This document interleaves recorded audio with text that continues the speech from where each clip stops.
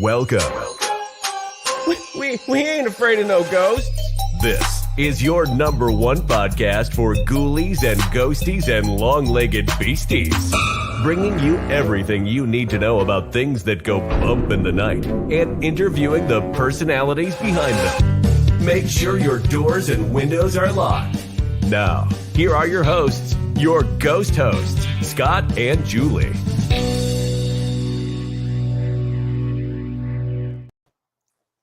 Hey everyone, welcome back to the Paranormal Project. Hi Julie, how are you doing? I'm good, Scott. How are you? Well, I'm still coughing, but other than that, coughing. Oh my gosh, I hear you. You know, when I talk, so it's fine. You know, if we get through this between the two of us, because as people know, I'm recovering from pneumonia, feeling so much better, but still a little bit of a cough. And so now Scott has the horrible cough that's going around. Oh my goodness. Yeah. So I'm pretty excited. We have a guest on tonight. Yes. You and I met back in July of last year. We were on a trip to Scotland and we had a chance to investigate with him. And he is on Haunted Scotland, which is now just come to the United States on Discovery Plus. So people want to binge watch that. And Julie's been binge watching. I was told by my doctor I need to rest, and I said, "Aha!" So I just binge watched the entire first season. Very exciting. And you know, there's a lot of other stuff that he's got going on too. Things that are new that he's going to talk to us about. Excited to talk to Ryan again. Absolutely. Yeah. So welcome to the show, Ryan O'Neill from Haunted Scotland. How are you, Ryan? Oh, I'm great. How are you guys? Fantastic. We're doing well. Glad to see you're up. I know it's midnight there. Yep. It's quite late here. Well, just pretend that we're a couple of ghosties and you're chasing us around. we're used to it, aren't we? This time of night, we're all used to it. This is true. Exactly. So, what have you been up to since we saw you last? You've been filming again? So more filming, yes. Ireland, you know. So we've went from obviously Haunted Scotland, as it airs in the United States, to what probably will be Haunted Ireland when it comes out over the other side of the pond. So it was quite interesting because the countries are so similar, you know, in their mythology and you know, the spirits and ghosts and stories that you get. So it was really good just to go and have a look to see what was happening in Ireland, and I think it's going to be a really good season. I am so excited. I was surprised watching one of the episodes of Haunted Scotland when you and Chris Fleming, the psychic medium on the show, that in case people haven't seen it, were talking about the Banshee. And I didn't know that the Banshee was also a myth or spirit in Scotland. I thought it originated in Ireland. Didn't know that it had popped over to Scotland. Well, that's so similar in both places, and you do have this crossover, you know, in the two countries. It's the Celtic countries, and I'm sure, I mean, Wales as well will be very, very similar. You know, going way back, and if you look into the stories of these countries, we've got very, very similar things going on, and they must all originate from somewhere. This is true. Absolutely. Yes. So I'm just so curious because, as I say, I've been binge watching Haunted Scotland because it's just here now on this side of the pond. And I mean, every episode I'm just, you know, in front of the TV set, just riveted. But what was your favorite place to investigate? To investigate the scariest place. I don't usually get spooked on much places we go because I'm so used to going into locations just like all you guys. We go in, we do what we need to do, and we get the results, we get answers, we look for some communication. And when we went down to Comlongin Castle, which was down, you know, in the Dumfries area, I had to go into the dungeon there, and there was only one way in there, and it was those step ladders going down there. And it was just the most spookiest place ever. Yeah. When I got down inside, there was all these flies on the back wall. I've never seen so many. There's no other way in. I don't even know how they got in there. Wow. You're stuck down there. You cannot see in front of your face. I've got a DR60 recorder where you know some of the good results you get from them. I'm asking questions. I'm on my own. And then I get what sound like run come through the DR60. At the same time, I can hear these flies at the side of me, and it feels like they're just right here. So that was the most spookiest thing ever. I don't think I've ever felt that way before, where I just had to get out of an area. And I'm just surprised. I mean, it's not happened off of TV, and I'm surprised it happened on TV, because I thought, yeah, I'm going to manage. Okay, these will be fine. I've been the bottom of Edinburgh Underground. I've been everywhere, and I didn't believe that it would be an issue. But that was probably the most spooked I've been, and I needed to get out of that area. Wow. Wow. Wow. Am I remembering correctly that something was thrown at you when you were down there?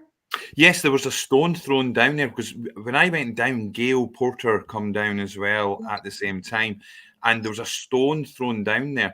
Now, the thing is, there is only one way to get down, and Chris was sitting there, obviously asking questions, seeing if he could pick up on anything there.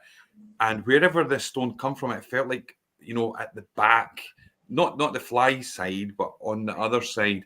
But at the same time, the caveat of that is you can't really see much. We had some night vision camcorders at the time, but you don't really see much on those screens at the time when you're engrossed in what's happening in your environment.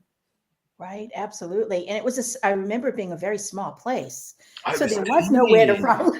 Oh, there was nowhere to get. Gail, she was off. Gail, she was off in quite a lot of them, but she was off up the ladders. It was very brave for her to come down, because I know she was struggling a little bit, but she got the courage to come down and at least be in that environment.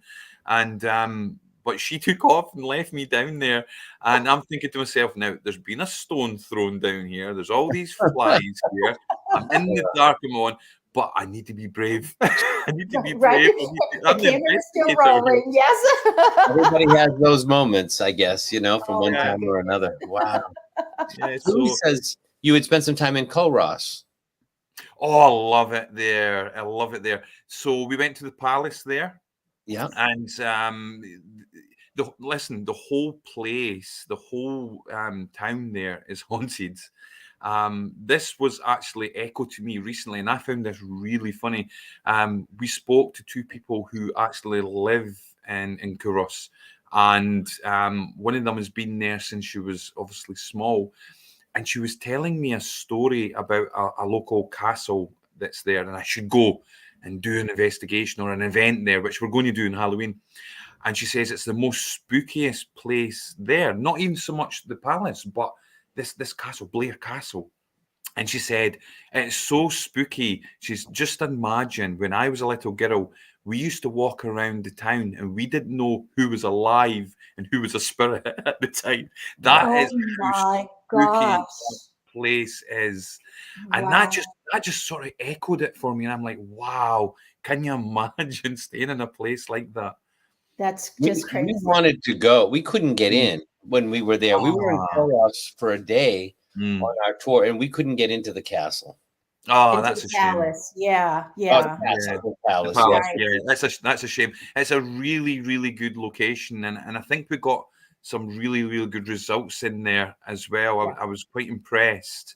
But the whole town is just, you've got Culross, and then you've got St Andrews, which is probably even grander for their walking spirits in the area. St Andrews is beautiful. Oh, I love St Andrews.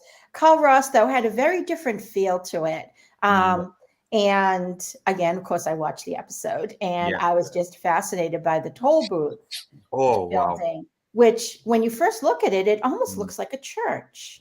It does. Yeah. And Chris had gone up to the upper level where it's all just rafters. And I remember him getting the feeling of people being hanged. And you found later that they would take the accused, the women and men who were accused of witchcraft in there and torture them until they confessed to witchcraft, and then took them up to the 3rd floor and hung them from the rafters. So I just can't imagine the feeling. I mean, the energy left over in that place from that. You can feel it. You could certainly feel it, and I can still remember the feelings going in there. Now, I mean, I'm not.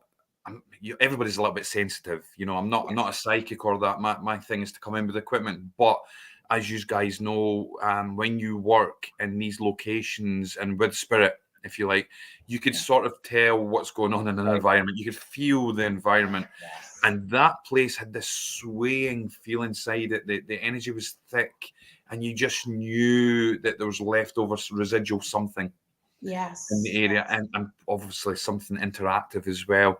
And there was a bit of a, like a sicky type feeling there. I struggled a little bit at times, really, in that environment, and it felt really, just like a seasick feeling. You just felt like you were. We know that. Yeah, I think we all have had that feeling in investigating one place or another. Was it interesting is that you said residual energy, because on your TV show, I had to wait and listen for it to be explained. You call it stone tape.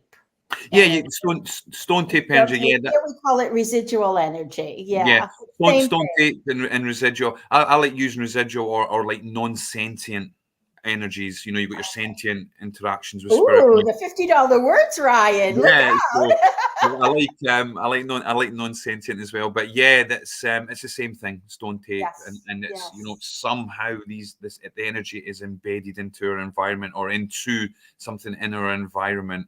And at the right time, the replay, and it's usually for a consciousness for somebody there to witness what is going on. But I always when I try to explain it to people, to the public, what I'll usually say is it's no much different than maybe watching a movie. It was once there and it's replaying back to you, and you could watch it. They can't interact with you, but you can still see what's been embedded, if you like, and that's what you feel in some of these locations you go into.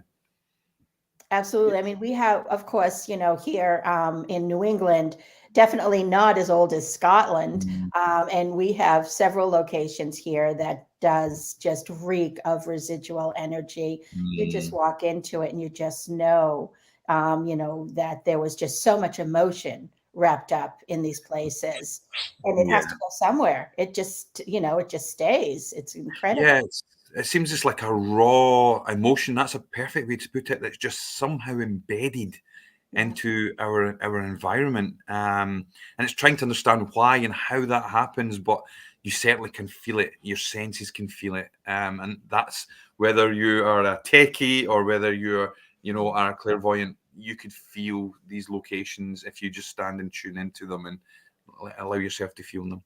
If you've been around, a few times, you start to understand the difference. When there's nothing there, it just feels heavy. It just feels heavy. It does. I massively agree with that.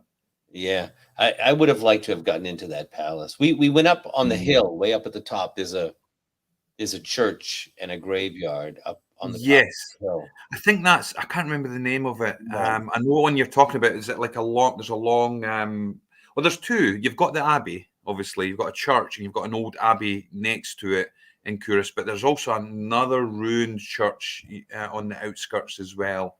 Oh, okay. This one wasn't ruins. This one you could go in, and the cemetery was right outside. It was just it was amazing. But you feel like they're just walking around. I mean, the energy is just everywhere. Well, I mean, certainly with that abbey, and I think there's reports of like monks that are seen walking around there, or still felt moving around there as well. But it doesn't surprise me. Again, we're talking about Couris, so a lot of people have seen wandering monks even in the actual town itself, and then you have this religious center there. What is the maybe not even necessarily on the show, but what is your favorite place to investigate in Scotland? My favorite, I mean, Balgony Castle. Castle. You guys were there. We were there. Yeah, it's just so special. I think part of that also is it's locked down. It doesn't get investigated over and over again. So it is very, very special in that degree. It's also still a family home. Right. Stuart, the laird, stays there, and they look after the place. They've rebuilt parts of it, and it is certainly some of the activity that you could experience there, the communication work that you get going on there is just amazing. And it's different from part to part inside the castle. So it feels different inside the chapel to what it feels like in the keep, maybe in the laird's bedroom or in the Great Hall. There's a different feel in each part, and it's as if there is different energies that are residing in each part there, and they're just not, for some reason, moving on. They're staying there, and it's a nice place. Maybe it's something to do with it. Oh, it's absolutely beautiful. I know that when Scott and I were in the Great Hall, I remember sitting there and I kept turning behind me because I felt there was someone standing over in the corner. And so I was with Scott and Barbara and I think Cindy at the time. And one of them had said, "You keep looking over there." And I said, "There's a young woman standing over there, just standing, like that's her job, just to stand." And when I say young, I mean, young teenager, teenage years, standing there. And I just get the impression that she is just there, and it's, that's her job. Her job is not done yet. She was just there. It was an amazing place, the energy in there. The Great Hall itself was amazing. The Great Hall was amazing, and what you're explaining to us there is exactly what's been witnessed by people. There is a lady that's seen in that corner. She's been seen multiple times. We have done little private investigations in there. And I mean, Greg, my colleague, will tell you we've had some amazing stuff happen. One example, I just couldn't believe it. We had the chairs in at the time, not the pews that are there just now. And there was one chair that was between myself and Greg. And we were doing the usual, we're calling out, we come in great respect. We're just here to communicate, and hear your story. And at this chair, it was like somebody tipped it back and dropped it back on its feet. Now, my first reaction to that is to look at Greg and say, "Was that you?" And he looks at me and he goes, "No, that was you." And I was like, my legs are under my chair. And we just went, "Oh my goodness." The spirit has done it to get our attention because we're trying to communicate. And it's just in those small moments and those, when those things happen, that it just makes you go, wow. That is just such amazing. The spirit is around you, and we're getting, hard evidence from my point of view, but also some good communication. And I'm willing to step forward and communicate with us. Well, and I don't know if you remember. I don't know if you remember. I think it was above the Great Hall. Perhaps is another. There is. And we were listening, and we've got EVPs asking for Greg. Oh, that's correct. Yeah. Remember, I showed that to you, and I thought, wow. I mean, so clearly they know who you are because you're there. They do. I think it's because we go. I mean, we could easily be there 4 or 5 times per year. Different kinds. Some of them will be private investigations, just a few team members. Some of the public be there. Maybe like you guys when you come over. And it's just nice little sessions. So I think they do know. We've had Rick McCallum over. Rick McCallum loves Balgony Castle. Oh, he absolutely loves it. Yes, he does. He does. He loves it. And I'm not surprised because he's experienced some really, really good evidence in there. One example would be we had the Franks box. We were using the Franks box. Now, sometimes it's difficult using ITC devices because they could be quite noisy. It is, in effect, a broken radio, but we're listening between the stations. We were listening into the static and hoping that they could talk to us. And Rick asked a certain question. He said, "Is there anything we should be afraid of when we go into the castle tonight?" And it said, clear as day, really, really clear, the energy. And it was just like mind-blowing. We caught it on video. We recorded the whole thing. And we were just blown away, just at the clarity of it. Now, we don't know what it means by the energy. This is why we investigate and dig a little bit deeper. But another thing happened in that session. And we were asking, who are we speaking to? And it turned around and it said Leslie. Now, Leslie was Laird Leslie. He actually built the part of the building that we were in. And he also said the bell. Now, we didn't know what that meant in that moment until we realised the big bell that's outside the ruined part that's there. Oh, The big yes. bell, it was just telling us Oh, the bell, and then Leslie. wow. And Right.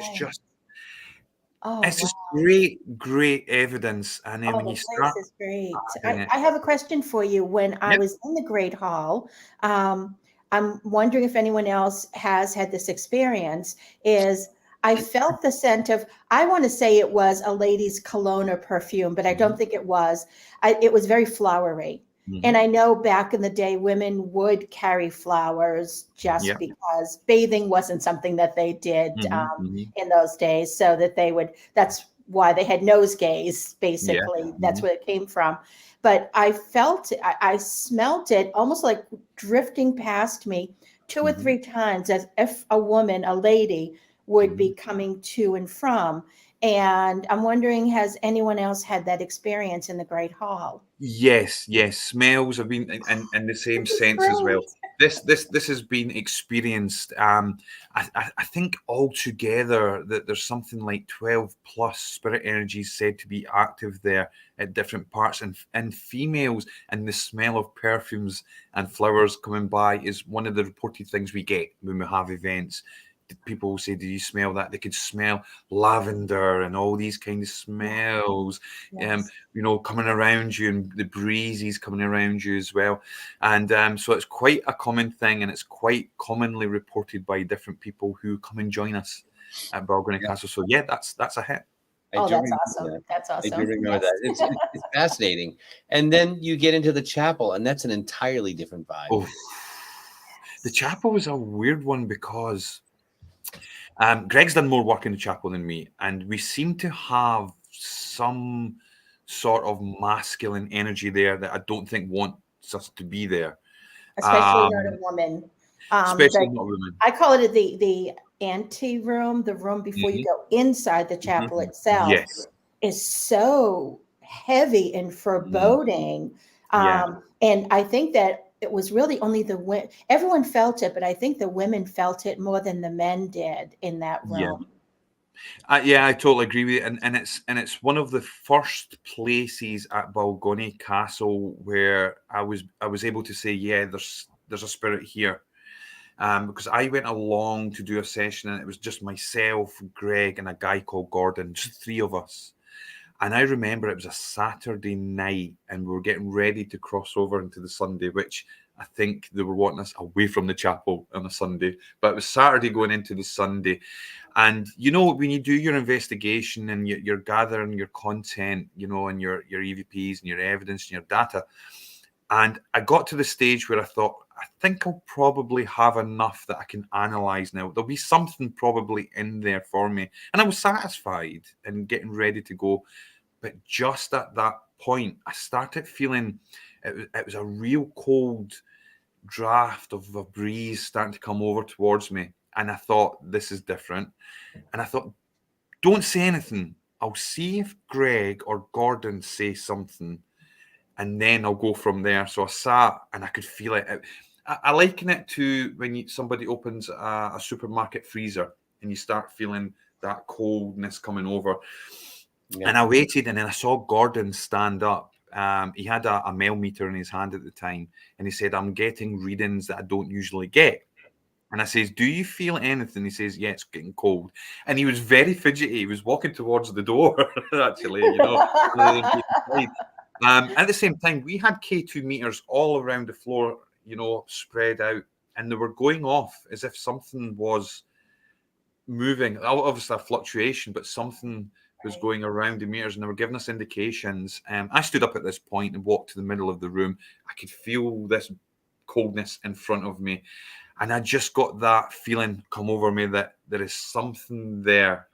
It's not maybe overly negative, but there's just something there. I can feel it at the time. I think we caught an EVP at the same time, but we couldn't make out what it said.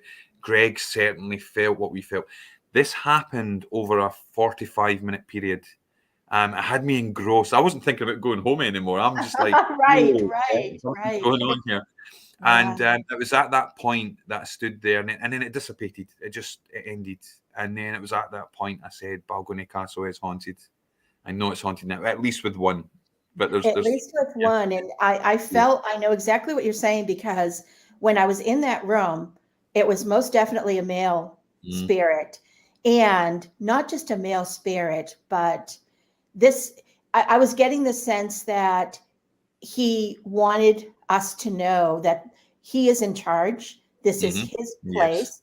Yes. And he wasn't too happy, especially women being there. He was certainly not happy about the women or anyone else actually being there, because it was his. But if you, the sense I got was, if you're going to be here, you need to understand, you need to know, this is mine. This is my space that I'm allowing you to be in.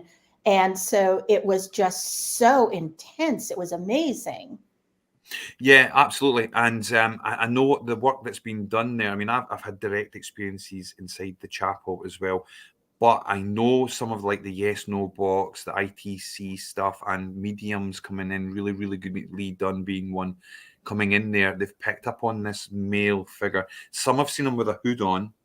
The name David has come up before, but I think some of the team members felt that it's not really his name, but he likes to be known. He uses this name. It has come up in other places inside the castle, but usually what would happen is when the name David come forward, you would get the sense that something's trying to get you out. It's trying to get you away. You would see REM pods starting to go off. We would hear like this scratching noise in the corner, one of the corners where one of the stand lamps is. Yes. We got this noise in the corner there, and we went to investigate. Logically, you're thinking, is there a mouse in here or an animal? So you go and look, and we would look. There's nothing there. There's just nothing there. I, at one point, jumped off a chair inside there because it felt like something was here. I got a noise, and then something was there, and it gave me a startle, because I get startled as well. And I jumped up and I dropped some equipment on the floor, and I thought, something wants us out. Something wants us out of here. And you get that at times in there. Sometimes it could be quiet, but there is something that visits in there. Oh yeah, you know when spirit wants you to leave, that's it. I mean, honestly, it's like, but though here, honestly, in the States, it's kind of a running joke, because we'll be somewhere and then we'll get the get out. It was like, well, they always tell us to leave. We're nice people. Yeah, it's true. We might leave, but we're probably coming back. We'll be back. Absolutely. What's it like investigating with cameras around you? I find it a little bit more difficult, obviously, because you've got more people inside your environment, and it's sometimes good to lock down your environment so that you know what's going on around you a lot of the time. And I know the guys are there with the cameras, and they're trying to do their work, and you're trying to navigate at the same time, and do what you need to do. And it can be a little bit more difficult to do your investigation in that.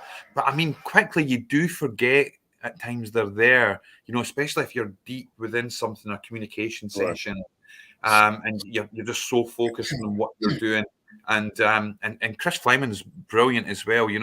Chris is not shy. If we're doing our stuff, and if he's deep in getting something, he's not interested in any camera. If they say, "Oh, we need to go," no, we're going nowhere. There's spirit here. We need to help. And I love him for that. He, will get focused down on it and go for it. And he'll go where he needs to go. He can't keep him in one place. He'll just go to where spirit is. That's it. I've seen, we need to, let's go. No, we need to stay here, or I'm following up. Oh yeah, absolutely. Do you find, you playing for angles too, because they have to catch you at a certain it can angle, and what if you catch something, but you know what I mean? Like you can't repeat that. You know what I mean? It's not like exactly. You can't. It's not like the guys with the camera. I mean, they have to. they have to get in and get it, because if something happens, this is, spirit's not there for the cameras. It's Right, going to right. do Okay, what take it two, wants to do. spirit. Yes. Yeah, that's it. You know, and Chris is a good one. He says the same. I mean, we carry our mobile devices ready to film on the fly, because, as we always say before we go into the location, they can start whenever they want to start. They're not going to wait on us on a call sheet or anything like that. We just need to go and do what we need to do. And Chris is really good at telling, you know, people that who are on the crew as well, you know, come on, guys, have your cameras ready, because something may happen. And I can't let away too much, but in Ireland, that happened to me. I had my mobile device and I was going up to pick up a piece of equipment. And I'm so glad I actually filmed from, I went inside this building, castle, and I went to get this piece of equipment, and I was coming back out, because on the way back out, something made a mighty thud at the back of me, and I got it on the camera. And I was in there myself, you know, there was no one else in there. And if I didn't have that, it's just not the same if I went back and said something just happened, guys, when I was getting the equipment, because this wasn't, you know, we weren't filming or anything, this part. But thankfully, because that's what I'm like. If I'm going anywhere on my own, I'm going to film it. Because if something happens here, I need some evidence that it's happening. That's awesome when you get it. I know in watching the show, Scott and I used to investigate with a guy who, no matter where he went, they would say F you. Always to this one investigator, no one else, to him all the time, F off or F you constantly. And I noticed that Chris Fleming is always being told to F off or F you. It happened in Castle Mingus. So we were there, and I remember, because he asked me, you know, would they say that here? Or he said, what does that mean? And I told him bluntly, I wouldn't say the word, I say it here, but I said bluntly what it meant. If you the ones that I would and it was great, because the international language. everybody knows that. But and it was said in such a Scottish way of saying it, when you just mean get out of here. Right, exactly. It was amazing. It was amazing. But that's a good thing that I like as well, because when I do things like using a Frank's box, or if I'm using a spirit box of any sort, I love when they swear, because I know you can't broadcast that. I know it's not broadcasting some of these words. Right. And I'm sorry. And people will say to me, do you not worry that they're calling you this or Nate? And I said, no, I love it. This is brilliant, because this means that it's great evidence for me. You know, if they're calling me that, I'm used to it. I've been called worse by the living. Don't worry about it. Do you find that, have you noticed that the TV cameras have picked up evidence that you didn't get, that you picked up, you know, later on, that they do it during production? Yes, there's a few times in audio being one, you know, the sound guys picking up audio that we've missed at the time, or just seeing things off shot that we've missed accidentally, probably, you know, because they're just focused on doing what they need to do. And we've listened back and we've heard Evelyn's name coming out, you know, from an ITC session that we didn't know had happened at the time, or these little subtle EVPs and things happening as well. So it's great on that angle. And because they've got it all recorded, you say, can you go and get me that? Could you let me hear that, so that we can analyze that? And myself and Chris are always sitting with laptops. He loves to get into his ITC and do his stuff, and I do the exact same thing. And, you know, pulling out and see what we could sort of piece together as part of the story. Yeah. You know, it must be... It's so fascinating when you can have a recorder and someone else can have a recorder, and then there's two cameras and only one of the cameras will pick up the EVP. Only one will get it. Yeah, I mean, and if that isn't proof of something, I don't know what is. That's it, because if it's just a random noise in the environment, you know, and it'll be everywhere. We would have it everywhere. And like you say, that doesn't happen. It could be embedded in just one of those devices. You could put two DR60s next to each other, and one will have something, the other one won't have it. So it's not really picking up a sound in your environment then and just making it sound like it because it's a low quality recorder. That's what some of the skeptics would say. Or the other one would be stray radio waves. Well, why is one getting that and not the other? Why is it when you put it inside a Faraday box, you still get these voices coming through? It's the internal workings of the recorder. I've heard this one as well. Well, why don't we get the same type of capture every single time. You'd be getting repeats of that because it'd be the internal workings of the recorder doing that all the time. We've tested those kind of things, which tells us that spirit are using that device. Probably because it's not got as much of the latest noise reductions and we're tapping into an area. It's picking up sound waves from somewhere, or they're able to manipulate the device in some sort of way to embed it on there. But, if I go to Torwood Castle, and this has happened, if I go to Torwood Castle and say, can you name the castle for me? And I do that as an EVP, a raw EVP, and it says Torwood Castle back to me, then I know I've got something. That is not coming from any other source apart from something I can't see, which is intelligent.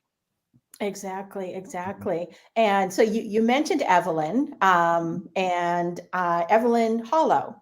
Yes. And I understand she is a parapsychologist, which Yeah. is very, very interesting. Yeah. What is it like working with her? I mean, I'm assuming that she is more scientific. Mm-hmm. Question mark? I'm not sure. She is absolutely fantastic. You're getting really well, because I think the difference here is she's very scientific and she's very proper, and she will tell you straight, what she thinks, but she is also open-minded. And she's willing to sit there and move with the evidence. So rather than close yourself down and say, well, I can explain everything, she's willing to sit there and say, well, this is what my teaching gives me. This is what my education tells me. But I'm here. I can rule this out. I can rule this in. And she's willing to do that. And it just makes her so unique in what she does. And she's fantastic. She can tell you exactly what's going on. And I just feel that it's a great balance in the team to have someone like that, but not just your token skeptic or cynic. You can't have that. Exactly, because she's so open to things. Yes, she's there. Prove it to me. I want to believe. Prove it to me. Right. And she'll say that. She'll say, show me. And then if you give her, I mean, she's had experiences as well when she's there, and she'll say, whoa, that's pretty impressive. That's pretty impressive stuff. And she will go with that. But she'll obviously look for a rational, logical as well. But we all do that. We all, that's what we want. Yes. Yeah, there's this myth that, just because if you're spiritual or just because you're part, that you're not rational, logical. Yes, we are. Yes, we are. We are experienced in what we do. We do this all the time. This is what we live for. This is what our passion is. We're not just playing games here, and we're getting off our backsides and we're going into locations and doing it. We're not just running from what people are saying or from your head. Yes, exactly. I basically am a psychic empath, and so the feelings will come to me, but I want to know what it is, and basically that's why, I like to work with a psychic medium, because we can bounce things off of each other. But basically it's, I'm not going to say, oh, I'm really sad someone died here. It's just, this is what I'm feeling. I'm feeling sadness. I'm feeling loneliness. And that's when we start to piece things together. Right. I totally agree with that. Go ahead. Yeah. I was just going to say I totally agree with that, and I've always, with working with some really good mediums and sensitives and things, it's the same thing. They'll tell me they get bits and pieces, and it's like a jigsaw piece. So when you've got to, put this together. And that's the fun part, when we all sit down together and we hash it out, and you're trying to figure out what it could be. And I mean, that's, as I like to call it, we always we'll get together before we go on an investigation, and we like to have dinner or coffee or something. And then after an investigation, and as I call it, we tell war stories. That's kind of the fun thing. And afterwards is piecing everything together. And well, Julie the empath felt this, Scott the medium got this, but then our equipment said something else. And then we have our recordings. I mean, that's the coolest part of it all, is putting it together, like you say, like a jigsaw puzzle. It is, and it's fun, and I love it, and I think you need to have that balance of everything. So if you've got your equipment, which is, backing up what's being picked up by the medium, and somebody who's sensitive, and you can bring all that together. So, you've got somebody telling you, there's a gentleman standing there, and this is what's happening. then an EDI is going off next to it, and you're getting indications on that, and then you're getting things in the DR60 coming through or on the spirit box at the same time. You get the same name as what's been picked up already, and cross-referencing things, Amazing. and then history, and it's so powerful. I'll never forget being Julie, and I don't think you were there this time. I went to Wilson Castle. Cindy may have been there. And this is a place in Vermont, but it's a castle. You know, they came over from the UK and built a castle. And someone As one normally does here in the US. They put a REM pod, I don't know, somewhere in this room. And I knew there was something over here. I could just feel it. There's something over here. Move it. Put it over there. They set it down and the thing lit up. All the lights were going off. I was like, wow, that's amazing. You know, to get that validation. It's amazing. It's amazing. And to watch that happen is just great. I've had it with Lee Dunn, the medium we work with as well, where, you know, he gets information, and we've done some recordings, and we've got the same back. And I can see it in his face, because it's validation for him at the same time, because he needs that validation as well. That am I on the right track here? Is this what I'm getting here? And then to get that, it just backs everything up. Absolutely. Yeah, I bought a Mel meter probably 4 or 5 years ago, maybe even 6 years ago. It's a Mel meter with a REM pod. And I take her everywhere I go. That is my favorite piece of equipment. And even though I'm a psychic empath, this validates what I'm seeing, what I'm feeling. And that REM pod has been through hell and back. She has been lifted up and smashed down on a table by spirit. I mean, it's amazing. And we thought she was dead at one point at the James house in New Hampshire here, where that was just a very crazy, crazy night. We thought she was dead. She was literally smashed down onto the table, and she was out for the count. I took her battery out. I let her rest for a couple of days, put a battery in. She's still good to go. Brilliant. It's amazing. I do enjoy the Mel meter REM as well. I used it in Ireland, the same handheld one, and we got some great results. We got some fantastic results, which backed up again what was happening at the time. Absolutely. Do you use, you know, when you over in Scotland, I mean, I know different areas have different ideas, but do you like to work with a medium, or do you like to have strictly no, I like working with a medium. I like the way that I see it is I like to cover all areas. I don't feel that you should discount some areas. You know, the only thing that I'm sort of a little bit stronger on is I can't have a cynic working with me, somebody who's closed, because I don't know if you have had this, but I just feel like something happens with the energies inside the location when there's somebody there who is not open at all, and it's like they don't want to communicate, or it puts me off what I'm trying to do, because you get into this stage where you're trying to prove, you know, and they're blocked off, and I don't, you know, it just upsets it. Whereas I feel that if people are just like, you know, well, show me, you know, but I'm open to it, but just show me, that is a better energy. So I can't really work with cynics. I think they're too closed off, and, you know, standing doing this and not taking part, it's not good enough. But I do enjoy working with mediums and people who are sensitive or developing, or just empaths or open to the environment, just feeling the location and giving me what they get as well at the same time, because all of that can build a picture of what's going on. And I feel that even some people who may not call themselves mediums, but they can feel locations, they get some great stuff. You know, if they just give me their first thought, what do you feel? And it's usually correct.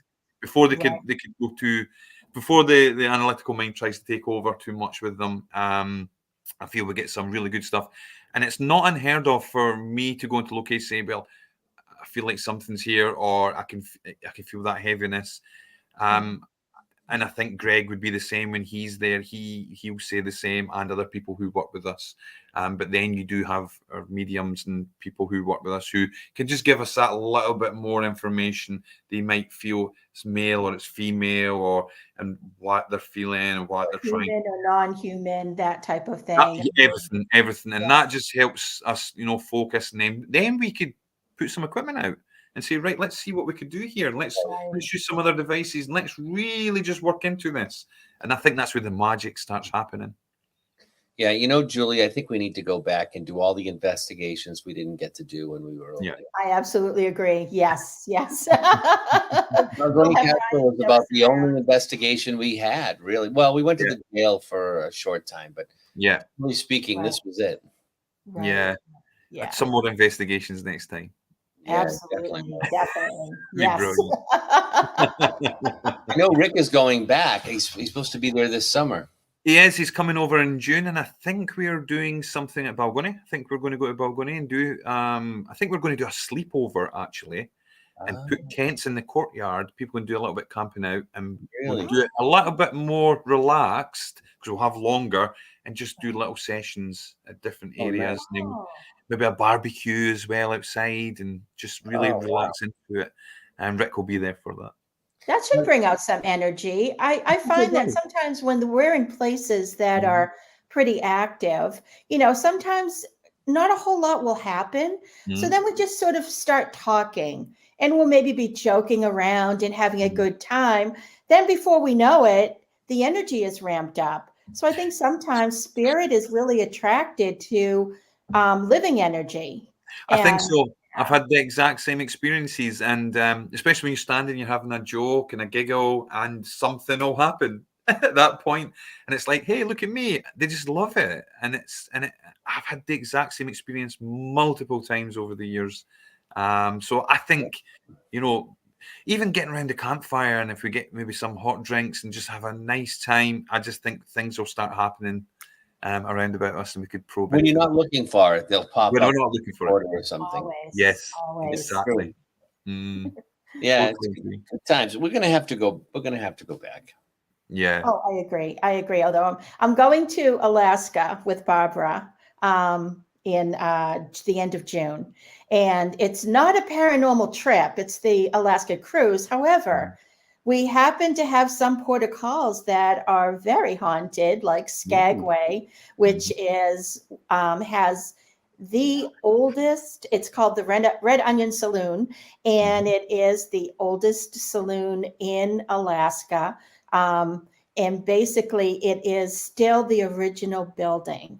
Oh, wow. Upstairs was a brothel, and it said that there are two ghosts upstairs. One was a working woman, and one was a man. They're not sure who he is. So we're taking this kind of like a day-long trip. We're taking a train up to White Pass, and then we get on a bus and we tour, and we end at the Red Onion. Imagine that. Oh, wow. Brilliant. Melanie may be in my purse at that time. No, that'll be great. That should be a nice trip, I would think. Looking forward to it. Yes, yes. One of my amazing. bucket list trips. I would imagine. Do you in being in Scotland, have you had any experience with UFOs over there? Oh yeah, we well, absolutely. Actually, Right? we have I love the topic, and we have a place. I went for a Skywatch one night, and we took some of the guys up. Now we didn't see anything, but we certainly went up to try and do, because you could do the whole meditation thing, send out your intentions and see if you could, and we went to try some of that, and we may do it again. And I find it highly, highly interesting. But we also have they call it the Falkirk Triangle. So it's a triangle of areas where there's a high level of sightings in Scotland. And it's in central Scotland. And I don't know what is special about that area. I mean, we could speculate, is it something to do with ley lines or energies there, or is this why they come into this area, or is it to do with there is a naval base nearby there? Are they attracted and watching things there? I don't know, but it does seem to have a higher amount of sightings. I think I've heard a UFO before. I went camping really about the Perthshire area, so just a little bit, Southern Highlands, and we were on the side of a lake there, and it was about 2 o'clock in the morning inside a tent, and I heard this. It's hard to explain. It was something was in the sky going down the water, through the valley, and this thing was just like a high pitched sound. It was very It didn't sound like a boat or a car or any kind of vehicle or a plane or anything. And I said to my friend who was with me at the time, go and have a look, because he heard it too. And he said to me, no, you have a look. I said, I'm not putting my head out there because that's what you I'm not looking out there. I sort of wish I did now, because I regret not seeing what it was. But, I quite believe that there was something going on. Never heard anything like this before. Yeah, and we had that situation with the black choppers and the SUV with the men in black. Oh, wow. Driving. And that was near Bonnie Bridge. Yes. You know, yeah. right there. So that's the same triangle. Is that the area that you're in? Same area. Yeah. Oh, okay. Wow. And, yeah, that was pretty interesting, actually. And a man who owned a farm stopped and asked us what we were doing, because we're a large group, kind of, in the middle of the afternoon, looking in the sky. Andrea Perrin is singing Moon River, trying to bring Andrea. So this man stopped his car, and I'll talk to anyone. And he just kind of rolled down his window and he said, well, what are you doing? What are you people doing here? And I told him what we were doing. And he said, well, this is my lower field here, pointed over. And he said, I come down to check my cows. He said, but my house is up on the hill in the upper field. And I said, do you see them? He said, all the time. Oh, wow. He said, all the time. He said, from my house, I see them all the time. And it was just absolutely amazing, just so matter-of-factly. It's amazing. I mean, I've got another friend who does a lot of sky watches with, the whole night vision and scopes and things. And he told me that there is a lot. He sees the triangle-shaped ones as well. And he says they're there. He says they're 1,000,000% they're there. And it's just seeing them. And paying attention. Most people are just on their phones walking around like this, or not paying attention, and they're not looking. But me, I think we're getting closer to some sort of disclosure. I can see it moving that way. More people are talking about it. I agree. Things, and now we're getting government starting to. The government is releasing information. Absolutely. I'm not sure if you have there's a TV program here in the U.S. on National Geographic or Discovery Channel about a place called Skywalker Ranch. Oh yeah, I've been watching some of it. Yeah. Great show. It's amazing the things that have gone on out there. Ryan, sorry, I don't mean to cut you off. We have about 2 minutes left, so I don't want to cut off the conversation, but I'm always doing this. I'm always like, all right, cut out. So tell me, how can people hear about your shows? I know it's on Discovery Plus. Do you know if the new one from Ireland is going to be coming on in the US at some point? Yes, I believe it will be in the US. It's probably going to be around about September. I will be putting details up if I get them. Chris Fleming always puts details up as well. So it should be in Discovery Plus. And maybe it's at the Travel Channel, I think it aired. So it could be on there. And then in the UK, obviously, in the Really TV and Discovery Plus. Yeah, we do. I was just going to say, we have quite a few listeners in the UK and over in Europe, so they can. You have Discovery Plus we have Discovery Plus streaming service. It will be on there, and we have Really Channel, which is Discovery on channel, and it will air free on there, which I think is probably similar to the Travel Channel. So they can watch it on there as well. But if I get dates, I will have them everywhere, so people won't miss out. Fantastic. Very exciting. Yes. That's great. And to know somebody that's doing it, and it's fun when you can watch the show and know the people you're. Yes. I know him. I investigated with him. We've investigated it, Balgoni. Right. For 5 minutes, but I investigated him. Fantastic.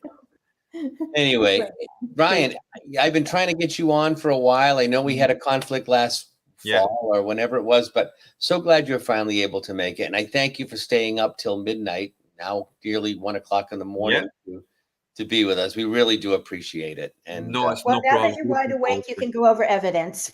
Yeah, that's what it is. Yeah. Oh. All right, everybody. Thank you so much. Have a great week, and we'll see you next week on the show. Thank you, Ryan. Great to chat with you. You have been listening to The Paranormal Project with Scott Allen and Julie Finn. Be sure to subscribe so you don't miss the next episode. While you're there, leave us a rating and review so others can find out about the show. Stay haunted and go out there and explore the paranormal.